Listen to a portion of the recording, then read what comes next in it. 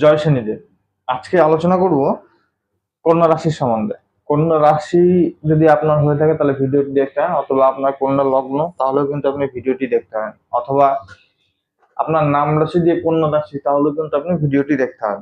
তো আজকের যে গুরুত্বপূর্ণ আলোচনা সেটা হচ্ছে যে তিনটি গ্রহের উপরে বেশ করে আমি বলবো। এক হচ্ছে রাহু, দুই হচ্ছে কেতু, তিন হচ্ছে শনিদেব। শনি হচ্ছে আপনার পঞ্চম এবং ষষ্ঠের মালিক, সে কিন্তু আপনার সপ্তম ঘরে গোচর করছে। আর রাহু কিন্তু আপনার এতদিন 1.5 বছর এই সপ্তম ঘরে কিন্তু ভ্রমণ করলো।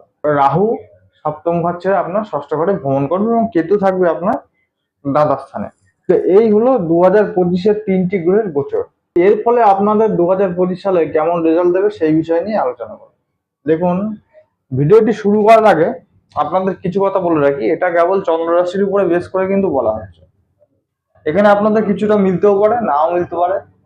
যদি মনে হয় যে একই রেট আপনারা জানবেন যে 2025 সাল রাহু কেতু এবং শনির যে রেজাল্ট কেমন যাবে, তাহলে পরে এই ভিডিওর নিচে কমেন্ট বক্সে অবশ্যই আপনার জন্ম তারিখ, জন্ম সময় এবং জন্মস্থান এই তিনটে জিনিস আপনারা লিখে দেবেন।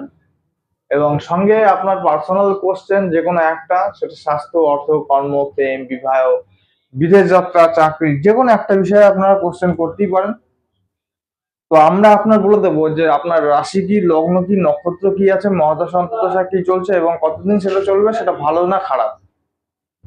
সঙ্গে আপনার 2025 সালটা কেমন ফল দেবে শনি রাহু কেতু। তো এবার চলে আসছি মেন ভিডিওর উদ্দেশ্যে।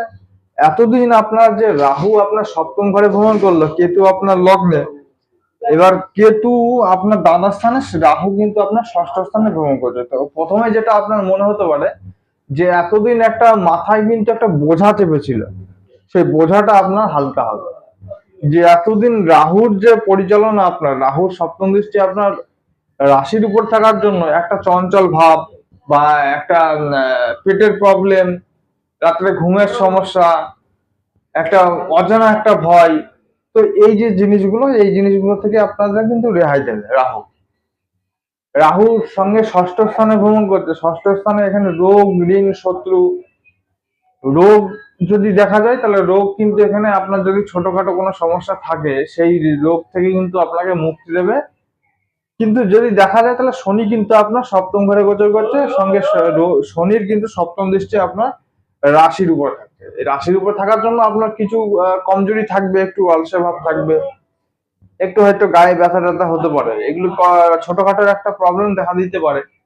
তবে এখানে যদি পঞ্চম ঘর দেখা যায় তাহলে পঞ্চম ঘরের মালিক হচ্ছে শনি, সে শনি কিন্তু সপ্তম ঘরে গোচর করছে। তো সপ্তম পঞ্চমের মালিক শনি আপনার সপ্তম ঘরে গোচর করার অর্থ হলো যে আপনার কিন্তু একটা প্রেম বিবাহের যোগ কিন্তু নিয়ে আসছে। প্রেম বিবাহের যোগ নিয়ে আসছে, যে যারা লাভ রিলেশনের মধ্যে আছেন তো তারা অবশ্যই বিবাহের জন্য চেষ্টা করতে পারবে। সঙ্গে এতদিন রাহুর যে গোচর ফল ছিল আপনার সপ্তম ঘরে, এর জন্য বিবাহিত জীবনে অনেক প্রবলেম এসছে বা থার্ড পার্টি নিয়ে প্রবলেম ছিল, সেগুলো কিন্তু এই জিনিসগুলো থেকে মুক্তি দেবে। সঙ্গে এখানে কেস খামার যদি আপনাদের বিবাহিত জীবন নিয়ে কিছু চলছিল, তাহলেও কিন্তু এটা থেকে রেহাই। কেতু যদি দেখা যায় আপনার দাদার স্থানে, কেতু কিন্তু মোক্ষ লাভ করাবে আপনার।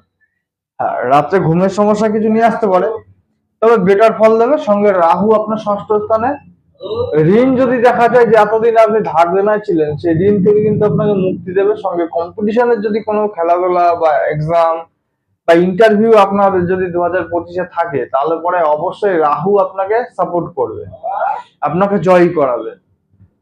এবার শত্রু যদি দেখা যায় তাহলে শত্রু, রাহু ষষ্ঠ স্থানে, শত্রু নিজে থেকেই কিন্তু তৈরি হয়ে যায়, নিজে থেকেই তৈরি হয়ে যায় এবং নিজে থেকেই কিন্তু সেটা আপনি আপ সরে যায়। শত্রুরা কিন্তু কিছু করতে পারে না, শত্রুরা মাথা নিচু করে কিন্তু চলে যাবে। তো এই হচ্ছে 2025-এর একদম শর্টকাটে আপনাদের বললাম যে রাহু কেতু শনির যে রেজাল্ট, সেই রেজাল্টটা। এর থেকে আরো ভালোভাবে যদি আপনাদের জানার দরকার হয়, তাহলে অবশ্যই ভিডিওর নিচে কমেন্ট বক্সে আপনার জন্ম তারিখ, জন্ম সময় এবং জন্মস্থান, কোথায় জন্মেছিলেন সেটা অবশ্যই সঠিক হওয়া চাই লিখে দেন। আমরা আপনার বলে দেবো যে 2025 সালে আপনাদের কেমন রেজাল্ট থাকবে। তো আজকের মতো ভিডিওটি এখানে শেষ করছি, আবার দেখা হবে আপনাদের সঙ্গে নেক্সট ভিডিওতে। ততক্ষণ আপনি ভালো থাকুন, সুস্থ থাকুন, ধন্যবাদ।